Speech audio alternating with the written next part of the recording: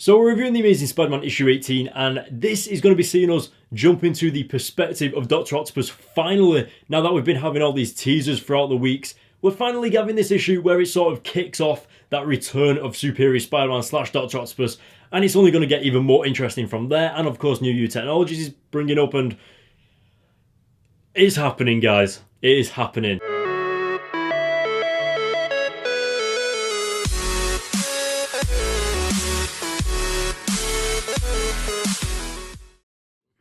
Now, in the previous issues, we have had New Technologies come into it in the Zodiac, and I have a feeling, as I've already said with my theory in the previous issue review, that something's going to tie in from New Technologies to maybe give Dr. Octopus his body back or something like that. I don't know, but this is the issue that's bringing up Dr. Octopus back into perspective again and actually giving him a plot point, I suppose, in the Amazing Spider-Man comics.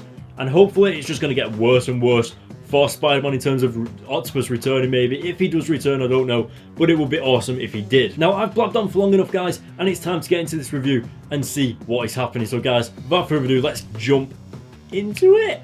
So kicking off the issue, we're jumping into the Spider-Verse event that happened like 2 years ago, and in case any of you guys don't remember this, pretty much what happened was Superior Spider-Man got sent to his own timeline.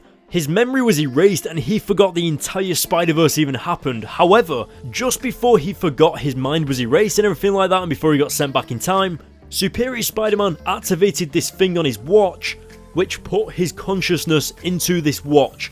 Now the problem with that is that the consciousness in the watch will not know that he willingly gave up his Superior Spider-Man body back to Peter Parker. Now, the reason Superior Spider-Man created this watch to hold his consciousness was because he knew that Peter Parker was going to get his body back, but he didn't know how. So Dr. Octopus, as a backup plan, put his consciousness into this watch, and now that consciousness has awoken 100 days later to try and get Peter Parker's body back. But the bad thing is that he doesn't know that he gave it away willingly. He doesn't know that he admitted that Peter Parker was in fact the Superior Spider-Man. And that's where it gets all crazy, because Dr. Octopus doesn't have the mindset to actually believe that someone else can be better than him. And this comic addresses that, which I'm not going to get into yet because it happens later on, so I won't spoil anything, but it's pretty awesome. So anyway, moving on throughout the comic even further into the depths of Dr. Octopus. If you remember, Anna Maria had a new boyfriend, or at least a new love interest or a colleague or something like that. And I just love it how we're following Dr. Octopus on this master plan that is going on. And I thought it was awesome how the first thing that he goes to do is transfer his consciousness into Anna Maria's new colleague / love interest to try and reignite that spark between the two characters of Dr. Octopus and Anna Maria, but to also get rid of Anna Maria's love interest. And it's just so intriguing to watch, because really behind the scenes, without anybody knowing, is Dr. Octopus secretly running around as this robot and changing these characters' lives without them even knowing it. Now, moving further throughout the issue, one of the concerns that I did have with this comic was this part with Anna Maria explaining to Brain the robot, aka Dr. Octopus, what basically happened between her and Spider-Man and Peter Parker and all that crazy stuff. And I did feel like that was a little bit forced. Like, how does Anna Maria not become suspicious that the Brain wants to know all of this information? Like, it just seems kind of forced a little bit. Obviously, it's not too much, but as a huge Spider-Man fan and a comic book reader, I remember all of this stuff really well. So it's quite obvious that this part of the comic was just kind of compensating for maybe some of the readers that have only just jumped on board in the all new, all different universe. Maybe if they didn't explain it in so much detail and just kind of quick mentions from Anna Maria here and there, then that would have been better. But for her to just explain the entire story like that and just, I don't know, it was a bit like, what? But anyway, going back over to what's happening in the issue right now, Dr. Octopus notices how Anna Maria looks at Peter Parker, and he must get Peter Parker's body back if he wants to have Anna Maria back. And I love it how the whole motivation coming from Dr. Octopus is about getting Peter's body back, getting his life back, and last but not least, getting Anna Maria back, his one true love.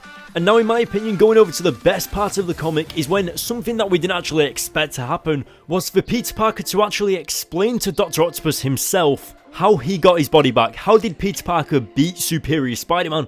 And I just love it how it kind of borders on the line of Peter Parker saying that he was superior, but also Dr. Octopus saying that he was superior as well. But then at the end of it, Peter says, but it was a noble thing that happened. And as expected, Dr. Octopus in the robot just can't handle what he's being told. He thinks it's impossible. He thinks that it is absolutely crazy that he himself would have given up the body. And if I'm completely honest, I didn't expect him to freak out as much as what he did, especially when he heard that he did it for Anna Maria. It really leaves me personally as the reader completely on the edge of my seat, really immersed in the comic when all of this is going down, because Dr. Octopus has pretty much revealed himself, not completely, but to Spider-Man and Anna Maria, he just seems like a crazy psycho robot that's had like a malfunction or something. But I think it would have been so awesome if Dr. Octopus actually revealed himself there and then in front of Anna Maria and Spider-Man, because then that would have left some effects on Anna Maria as well, because she used to love Dr. Octopus. So it kind of makes me wonder, like, what would she have done if she knew that Dr. Octopus was actually in that robot? Would she have tried to save him? Would she have, I don't know, ran away with him? I don't know what's gonna, like, you know what I mean. But I thought it was awesome how the comic actually had Dr. Octopus self-destruct and explode, and honestly, it would have been hilarious if that was the end of Dr. Octopus. Like, imagine if after all of this, he literally just gets destroyed in a robot and that's the last we hear of him. That would have been so funny and literally so anticlimactic. But of course, the comic doesn't end there, with Dr. Octopus scurrying away in one of his little robot spider bots. And that is when he accepts that he does not want to be in that Peter Parker body anymore, because he thinks that weakened him. He thinks that Superior Spider-Man gave up his body because Peter Parker's mind weakened him. So it means Dr. Octopus wants to be back in his original Dr. Octopus body. And we all know who can do that. New You. So it is so awesome that we're getting Dr. Octopus back, and it's kind of pushing Dr. Octopus more into like a main character perspective, which is awesome. Hopefully, well, actually, I feel like Dr. Octopus is going to get his own comic again, but this time it's going to be with him in his actual Dr. Octopus body or something like that. I don't know, but something similar maybe. I actually probably would read that, but Spider-Man is obviously eventually going to happen to come across Dr. Octopus, or Anna Maria is, and I'm just so looking forward to seeing Anna Maria's reaction mainly to Dr. Octopus actually being alive. This is the person she loved. This is the person that she was most likely going to marry. This is bound to have a huge effect on her as well, and I really can't wait to see it. I'm still disappointed with the fact that Dr. Octopus did say at the end of the comic there that he didn't want to be in Peter Parker's body again, and that he actually wanted to be back in his own original body. Like, why? Why, like, Spider-Man, normal Dr. Octopus body. Basically, I kind of feel like, why doesn't Dr. Octopus just get a sample DNA of Peter Parker and then just grow his own Peter Parker body? Think of what would happen if that happened. It'd be so awesome. I would just like to point out that I do have the Amazing Spider-Man issue 20 and of course Dead No More issue 1. So I do know what happens, but in terms of reviewing this issue, I'm just giving my thoughts on what would happen or what is best to happen or what I want to happen. I really badly want it to be Spider-Man and Dr. Octopus going into like a cloned Peter Parker or something like that. That would be so awesome, and I already know what happens, so I just need it to happen, basically. But overall, the comic was really interesting, and it did have a few slight things, like as I've already said, Anna Maria explaining that thing to the robot when it was actually Dr. Octopus seemed a little bit forced, as I've already said, but it's something that I can look past, and it's just bringing this whole Dr. Octopus story to light and bringing him back in as a main character potentially is so awesome, and it's really so intriguing to have that character back. Obviously, his attitude to everything, with him thinking that he's superior to everybody around him, I've greatly missed that, especially from the Superior Spider-Man series. It's good to have that back, and I'm looking forward to more in the future. But I'm probably going to give this issue a 9 out of 10. Really interesting, the art style is awesome. Dr. Octopus as a character, I've really missed him. And with that said, I can't wait for what's to come in the future. But until then guys, it's time to end this video. So if you liked this video, hit the like button on the video. If you like this YouTube channel, hit the subscribe button. Don't forget to leave a comment with what you thought of the issue, and if you've already read the future issues, then let me know what you thought about those as well. Try not to spoil anything too much just for like other readers, but you know what I mean. Remember to follow me on Twitter as well, because I post all about my comics and my updates, and on my Instagram as well, I've just uploaded a picture on there. Hit the subscribe button, hit the like button, and I'll see you guys later.